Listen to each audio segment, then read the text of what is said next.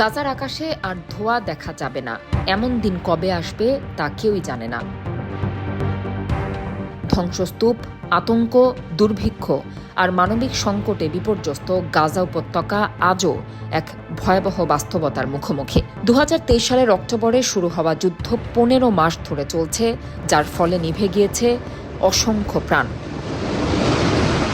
2025 সালে জানুয়ারি পর্যন্ত হিসেব অনুযায়ী গাজায় অন্তত 47,354 জন নিহত হয়েছে, আহত হয়েছে 1 লাখেরও বেশি মানুষ।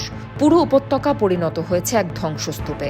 হাসপাতাল অকার্যকর, খাবার নেই, বিদ্যুৎ নেই, চারদিক থেকে ভেসে আসে কান্নার আওয়াজ। কেউ বাসস্থান হারিয়েছে, কেউ বা হারিয়েছে প্রিয়জন। জীবন নিয়ে বেঁচে থাকাটাই এখন তাদের প্রধান লক্ষ্য। ট্রাম্প ক্ষমতায় ফিরে আসার পর গাজার ভবিষ্যৎ আরও বেশি অনিশ্চিত হয়ে পড়েছে। 2020 সালে তার তথাকথিত ডিল অফ দ্য সেঞ্চুরি শান্তি পরিকল্পনাটি ফিলিস্তিনিরা প্রত্যাখ্যান করেছিল। সেটি ইসরায়েল ফিলিস্তিন সংঘাত সমাধানের জন্য তৈরি করা হয়েছিল, তবে এটি মূলত ইসরায়েলের স্বার্থ রক্ষার জন্য একতরফাভাবে তৈরি হয়েছিল, যার ফলে ফিলিস্তিনিরা একে কঠোরভাবে প্রত্যাখ্যান করে। ট্রাম্প এবার গাজাকে সম্পূর্ণ জনশূন্য করার এবং মার্কিন মিত্রদের সহযোগিতায় সেখানে নতুন একটি শহর গড়ার পরিকল্পনার কথা বলেছেন। তার মতে গাজা পুনর্নির্মাণ নয়, বরং এটি নতুন করে সাজাতে হবে, যা অনেকের কাছে জাতিগত শুদ্ধির ইঙ্গিত হিসেবে প্রতীয়মান হয়েছে। ফিলিস্তিনিদের তাদের নিজ ভূমি থেকে সরিয়ে অন্য কোথাও পুনর্বাসনের যে ধারণা ট্রাম্প দিচ্ছেন, তা আরব বিশ্বসহ আন্তর্জাতিক সম্প্রদায়ের তীব্র নিন্দার সম্মুখীন হয়েছে।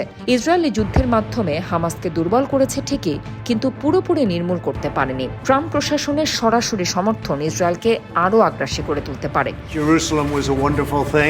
ইসরায়েলের প্রধানমন্ত্রী নেতানিয়াহু আগেই ঘোষণা করেছেন যে গাজার উপর তাদের নিয়ন্ত্রণ শিথিল হবে না, বরং ইসরায়েল চাইছে সেখানে একটি নিরাপত্তা অঞ্চল তৈরি করতে, যাতে ফিলিস্তিনিরা কখনোই সামরিকভাবে সংঘবদ্ধ হতে না পারে। ট্রাম্প এই পরিকল্পনাকে সমর্থন করছেন, ফলে গাজায় নতুন করে সামরিক নিয়ন্ত্রণ আরও কঠোর হতে পারে।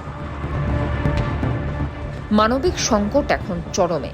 জাতিসংঘ এবং অন্যান্য সংস্থা কিছু ত্রাণ সহায়তা পাঠাচ্ছে, তবে তা অপ্রতুল। তাছাড়া যুদ্ধের পরেও অবিস্ফোরিত বোমা ও গোলার কারণে গাজা একটি বিপজ্জনক এলাকায় পরিণত হয়েছে। ট্রাম্প প্রশাসন ইতোমধ্যে অর্থায়ন বন্ধের ঘোষণা দিয়েছে, যা গাজার শরণার্থীদের জন্য একটি বড় ধাক্কা। অর্থাৎ খাদ্য এবং চিকিৎসা সহায়তা আরও কমবে, সংকট আরও তীব্র হবে।